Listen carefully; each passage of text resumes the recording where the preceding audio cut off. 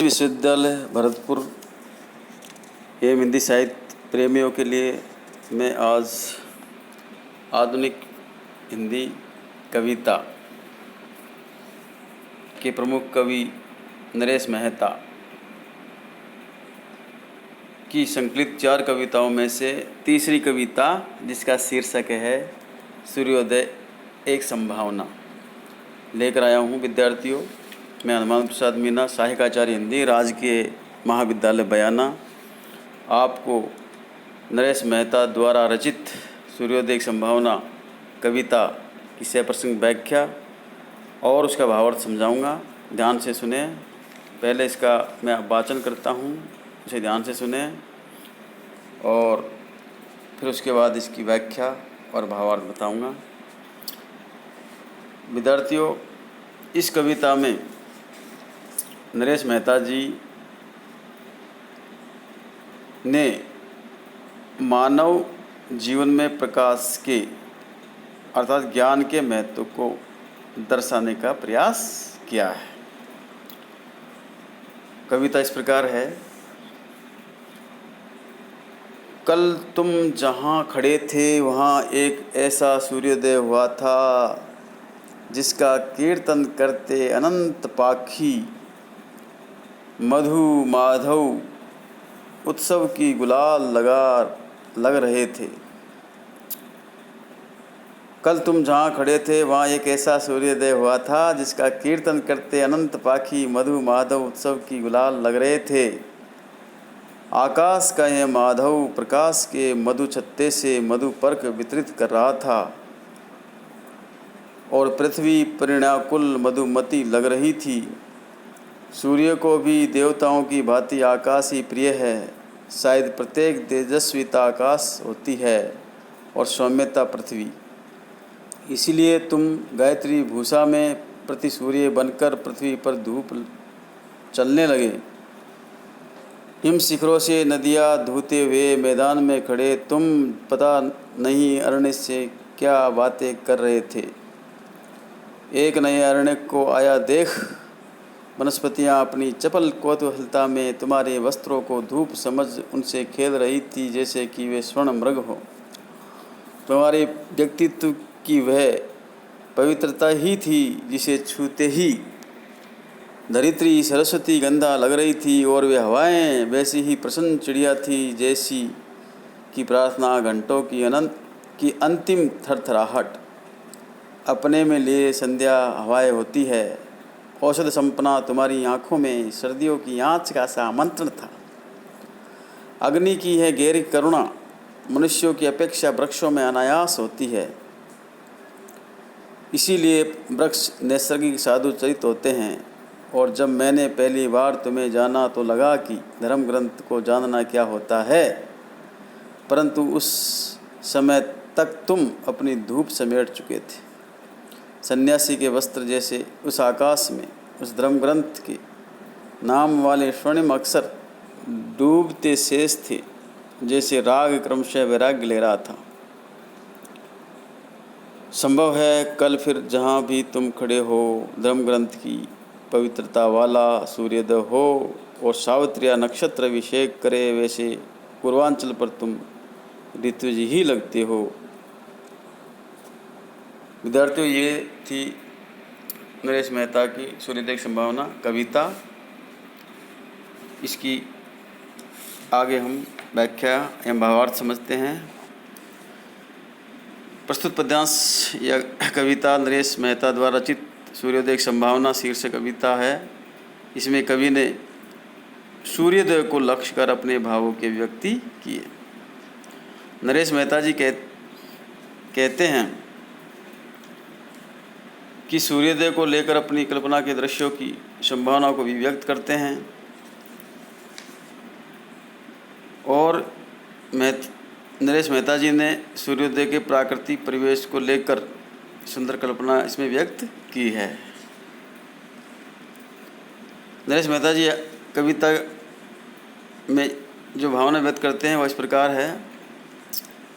कवि नरेश मेहता जी कहते हैं कि कल तुम जहाँ पर खड़े थे वहाँ पर एक ऐसा सूर्योदय हुआ था जिसका स्तुति गान एवं कीर्तन अनेक पक्षी अनंत यानी असंख्य अनेक और पाख यानी पक्षी अपने मधुर कलरव से कर रहे थे। वे सभी पक्षी प्रातःकालीन अरुणिमा वेला में ऐसे लग रहे थे जैसे वसंत ऋतु के फाग के उत्सव में गुलाल चारों ओर फैली हुई हो। मधुमाधव यानी बसंत। हास्य है कि रंग बिरंगे पक्षी प्रातःकालीन सूर्य की अरुण आभा से और भी चमक रहे थे और गुलाल की तरह लग रहे थे। आकाश में वसंत के प्रातःकाल का अरुण बिंब सूर्य मानो प्रकाश रूपी शहद के छत्ते से शहद मिश्रित पदार्थ पराग आदि को धरती पर वितरित कर रहा था और पृथ्वी ऐसी लग रही थी कि जैसे विवाह के लिए उत्सुक कोई मधुमती अर्थात यौनोन्मत्त नायिका हो। मधुपर्क यानी शहद या पराग और मधुमती यानी यौनोन्मत्त नायिका। भाव यह कि प्रातः काल के अरुण प्रकाश में धरती 16 श्रृंगार से सुसज्जित ऐसी नव यौवना लग रही थी कि मानो वह परिणय के लिए उत्सुक बैठी हो। कवि आगे सूर्योदय को लक्ष्य कर कहता है कि देवताओं को आकाश प्रिय है क्योंकि वे आकाशचारी है और वहीं पर विचरण करते हैं। उसी प्रकार सूर्य को भी आकाश ही प्रिय है और वह सदा आकाश में ही चमकता है। इससे ऐसा लगता है कि आकाश से ही प्रत्येक तेजस्विता का उदय होता है। तेजस्विता का मतलब प्रकाश पुंज। और पृथ्वी से सदा सौम्यता व्यक्त होती है। सौम्यता यानी सुंदरता। आशय है कि आकाश तेज प्रकाश का स्थान है तो धरती सरल सुंदर उदार गुणों से संपन्न है। ये दोनों तेजस्विता एवं सौम्यता के प्रतीक है। इसी कारण सूर्य की किरणें गायत्री मंत्र से अलंकृत होकर तेजस्विता से प्रति सूर्य बनकर पृथ्वी पर धूप के रूप में चमकने लगती है। सूर्य हिमालय के शिखरों से नदियों का दोहन करता हुआ तथा मैदान में खड़ा हुआ वनों से न जाने क्या क्या बात करता रहता है। आगे कवि नरेश मेहता जी कहते हैं कि सूर्योदय की चमकीली किरणों को एक नया आरण्यक जंगल का निवासी साधक आया देखकर वनस्पति अपनी चंचल कौतूहल प्रवृत्ति के कारण तुम्हारे चमकीले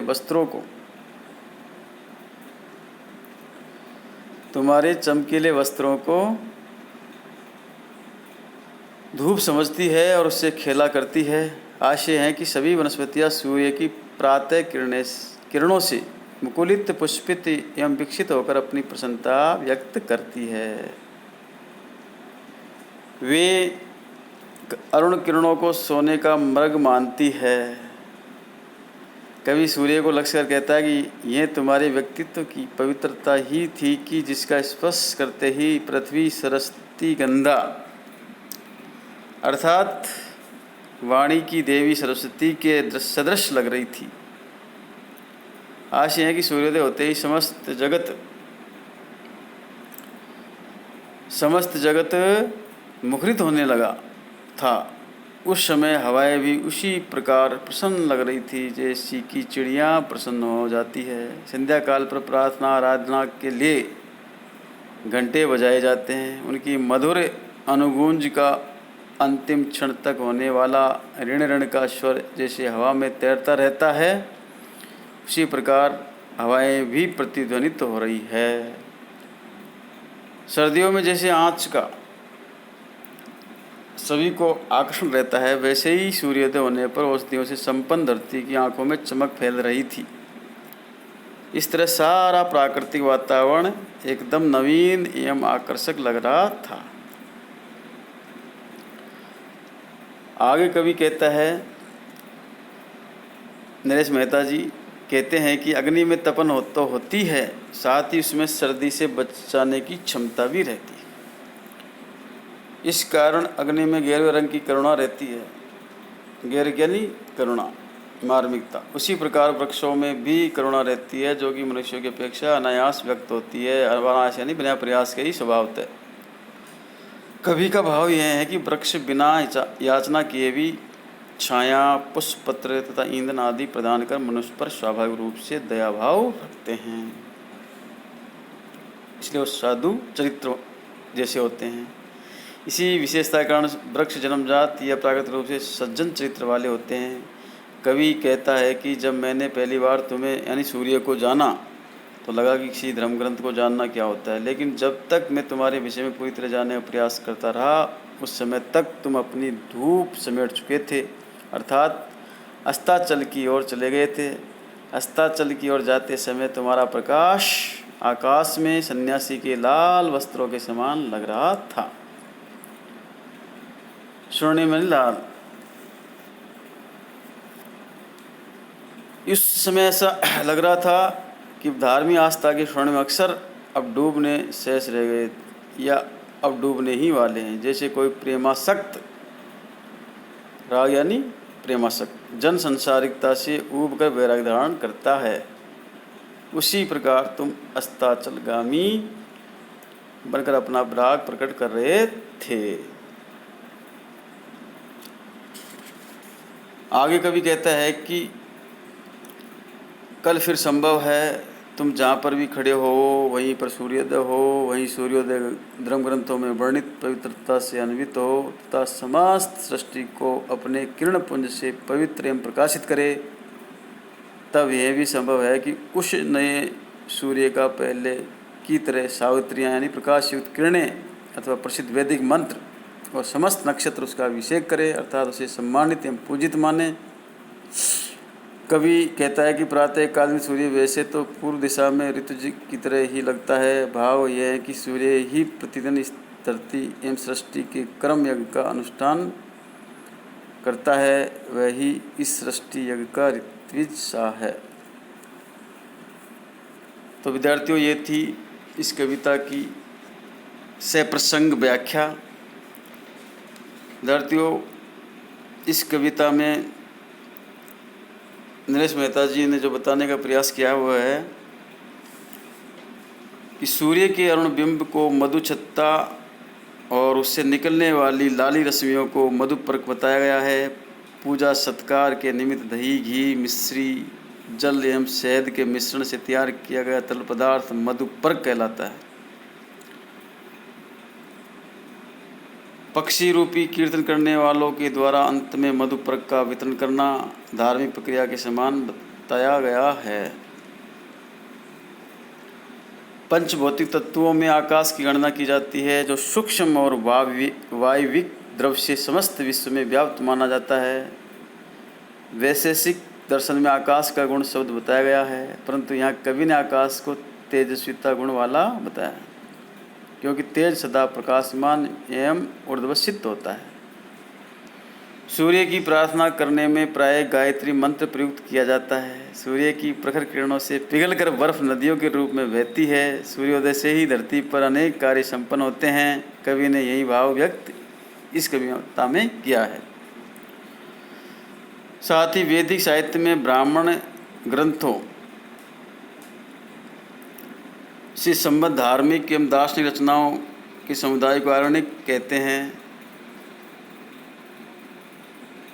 ये ग्रंथ वनों में रचे जाते थे या इनका वनों में अध्ययन होता था। आरण्यक का अन्य अर्थ जंगली अथवा जंगल में उत्पन्न होता है। कवि ने अरुण किरण पुंज को यहाँ आरण्यक कहा है, जिसके स्पर्श से वनस्पतियाँ खिलने लगती है।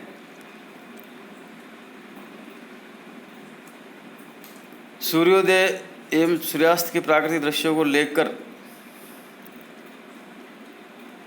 कवि ने अनेक सुंदर भावों की कल्पना की है।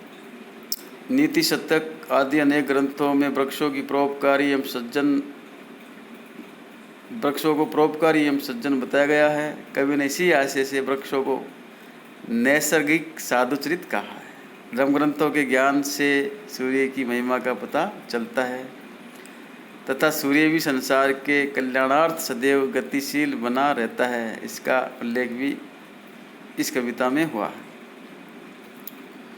साथ ही विद्यार्थियों, इस कविता में सावित्रिया बहुवचन शब्द से प्रकाश की किरणें अर्थात उचित लगता है। वैसे सूर्य को संबोधित करने वाले वेद मंत्रों को सावित्री मंत्र कहा जाता है। कवि का आशय है कि सूर्योदय होने पर उसका ऋग्वेद के सावित्री मंत्र से अभिषेक किया जाए।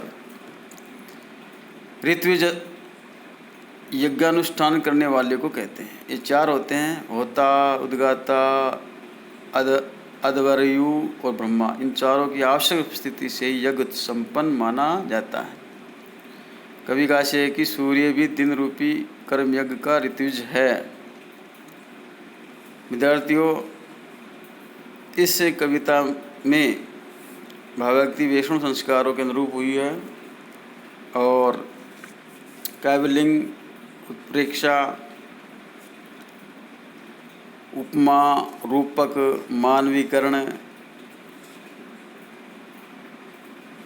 यमक, परिकर आदि अलंकारों का प्रयोग किया गया है। शब्दावली तत्सम प्रधान है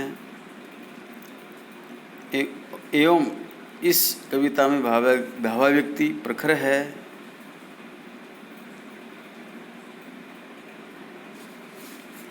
इस प्रकार विद्यार्थियों, इस कविता में कल्पनाशीलता एवं भावुकता की सशक्त अभिव्यक्ति और शब्द चयन की अनुमति प्रशस्य है।